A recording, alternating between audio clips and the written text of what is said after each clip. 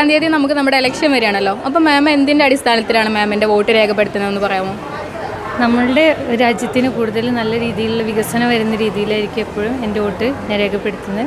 പ്രധാനമായിട്ടും ഞാൻ ഫോക്കസ് ചെയ്യേണ്ടത് വിദ്യാഭ്യാസം, ആരോഗ്യം, ഈ മേഖലകളിലൊക്കെ നമുക്ക് കൂടുതൽ വികസനം വരണം. ഒരു രാജ്യം എന്ന് പറഞ്ഞാൽ എപ്പോഴും എന്താണ് നല്ല പുരോഗതിയിലേക്ക് വരണം. അത്തരത്തിൽ ആർക്കാണ് നമ്മളുടെ രാജ്യത്തെ ഹാൻഡിൽ ചെയ്യാൻ പറ്റുക ആ രീതിക്കായിരിക്കും എൻ്റെ വോട്ട്.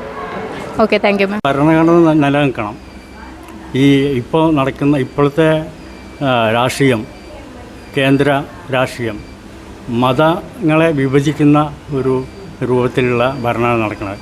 അത് നമ്മളെ ഇന്ത്യ മഹാരാജ്യത്തിന് വളരെ അപകടസ്ഥിതിയിലേക്ക് എത്തുന്ന അവസ്ഥയാണ്. ആ അവസ്ഥയ്ക്ക് മാറ്റം വരാൻ ഇവിടെ ഇന്ത്യ മുന്നണി ജയിച്ചു വരണം. ഒരു മതേതര ഗവൺമെൻറ് ഉണ്ടാവണം. അതാണ് അതിനെപ്പറ്റി എനിക്ക് പറയാനുള്ളത്. Okay, thank you sir. കാര്യങ്ങളൊന്നും വികസനമാണ്.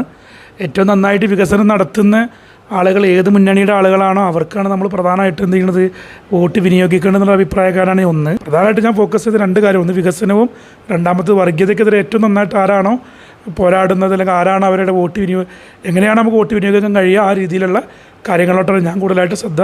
വികസനത്തിന് വേണ്ടി ചെയ്യുന്ന എന്താണോ അത് കൂടാതെ നമ്മുടെ എഡ്യൂക്കേഷൻ, നാടിന് വേണ്ടി നല്ലത് ചെയ്യുന്ന ആർക്കാണ് നമ്മളത് വോട്ട് ചെയ്യുന്നത് മാത്രമല്ല.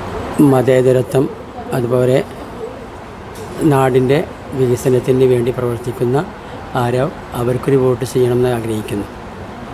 നമ്മളെ രാഷ്ട്രീയ നിലപാടിൻ്റെ അടിസ്ഥാനത്തിൽ തന്നെ ഇന്ത്യ മുന്നണി അധികാരത്തിൽ വരണമെന്നാണ് നമ്മളെ ആഗ്രഹം.